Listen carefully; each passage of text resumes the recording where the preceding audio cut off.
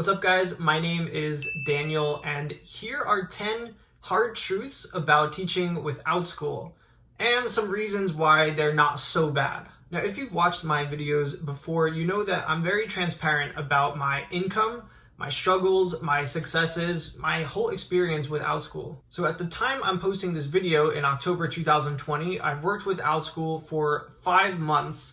I've made about $44,000 in those 5 months, and that's after Outschool's 30% fee. I've taught over 1,000 unique learners, and I've worked about 20 to 25 hours per week. I've also spent a lot of time as a referral coach and mentor to new Outschool teachers. If you want to apply to Outschool, you can use the link down below to sign up, and I'm more than happy to help you through the application process. We can work on creating classes together, and I can help you become an Outschool teacher too. All right, so let's get into these 10 hard truths about being an Outschool teacher. Now, with each hard truth, I'm also going to give you a positive side to it. So while Outschool's not perfect, it's still a great company to work for, and the pros definitely outweigh the cons. Hard truth number 1, bookings are inconsistent.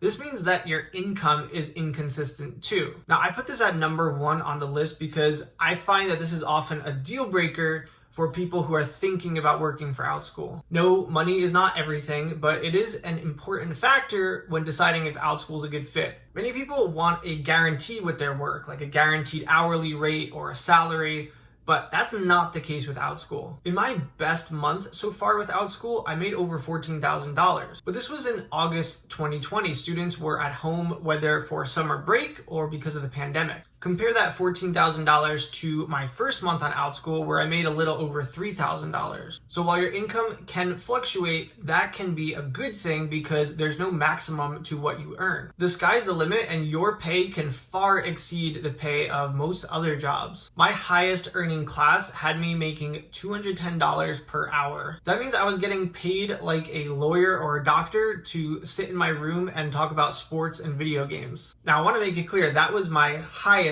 class I've ever been paid for, and I've also had a class where I made $5 in an hour. So if you think you can deal with the peaks and the valleys, then maybe inconsistent bookings won't be a deal breaker for you. Hard truth number 2.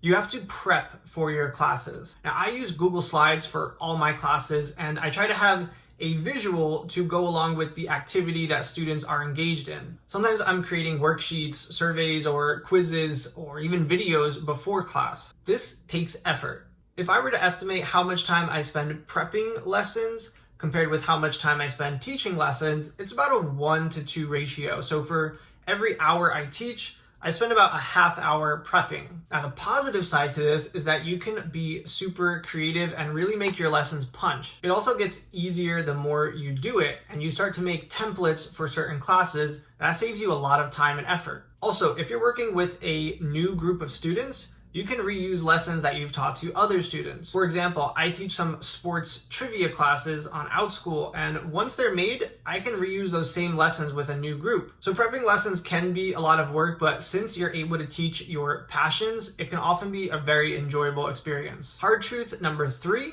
You will have to interact with parents. As I mentioned earlier, I've taught 1,000 unique students, which means I've dealt with 1,000 unique sets of parents. You may have parents asking for refunds that are outside the policy of the class. Parents may have technical issues that you'll have to deal with, and they might even make some requests that are against Outschool policy. So all of these situations bring forth their own unique sets of challenges and hurdles, but there's also a big positive side to being able to interact with parents. Since you can correspond with them, you can help make their experience better, their child's experience better, and your experience better on Outschool. For example, I've had parents reach out to me to teach a private birthday party class for their student and their friends. I've also had parents reach out to me and make me aware of their child's special needs prior to class. That way I'm able to make accommodations ahead of time. I come from an online ESL teaching background, and I'm not used to having this accessibility of communication with parents. So you'll definitely have your fair share of challenges and difficult situations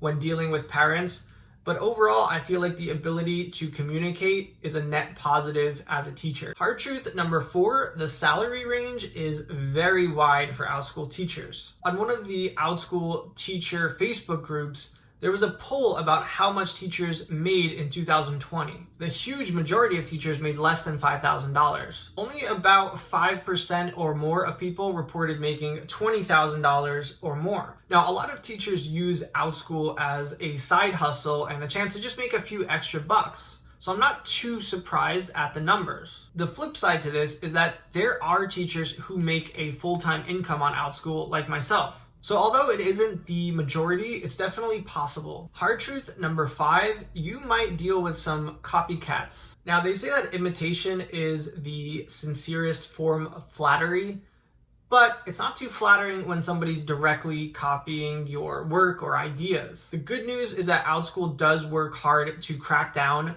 on plagiarism, and they will support you if you reach out to them with any issues. Hard truth number 6, you will have to deal with rejection. Now, this isn't a possibility or a maybe, this is going to happen. Just getting accepted to teach on Outschool can be a difficult process, and I've had referrals who get rejected 3, 4, 5 times before finally getting accepted. Yes, it's possible to get accepted on your first try, but it's not the norm. Even once you're accepted, you will deal with rejection. Maybe you submit a class to get approved by Outschool and they send it back. Maybe you get that class approved and have high hopes and are really excited to teach it, and nobody signs up. So I can assure you that your Outschool journey is not going to be a perfectly smooth ride, but for a lot of people, it's still worth it. Hard truth number 7, Outschool's future is unpredictable. If we look at Google Trends, we can see that people searching for Outschool has really fluctuated over the last few months and over the last couple years. The good news is that Outschool has been around for several years,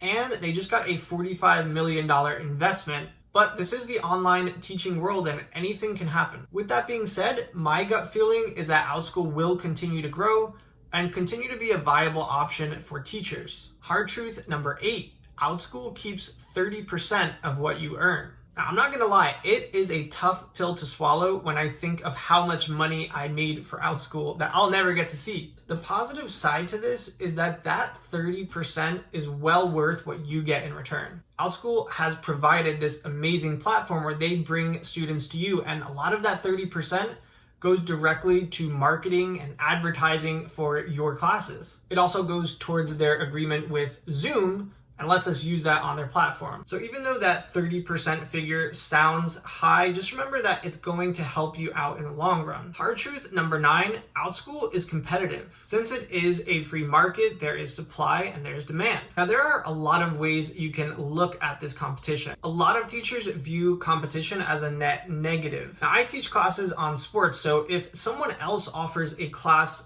teaching about sports, I could view that as a bad thing for my business. I don't think that's the right way to look at things. Try not to think of Outschool as a zero-sum game. A zero-sum game is a situation where someone else's gain means someone else's loss. If this teacher gains a student, it means this teacher loses a student. This is not how Outschool works. That student that joined the other teacher's class might join my class too, when they see it in related classes. They might take that teacher's class and my class. Now, I experienced this firsthand when one of my childhood heroes actually started teaching on Outschool. So his name is Shelly Duncan, and he's a former Major League Baseball player and played for my favorite team, the New York Yankees. He joined Outschool after I did and started offering baseball classes pretty similar to mine. My first reaction was, who would take my class when they can take it with an actual professional baseball player? I can't compete with that. Surely he's more of an expert on baseball than I am.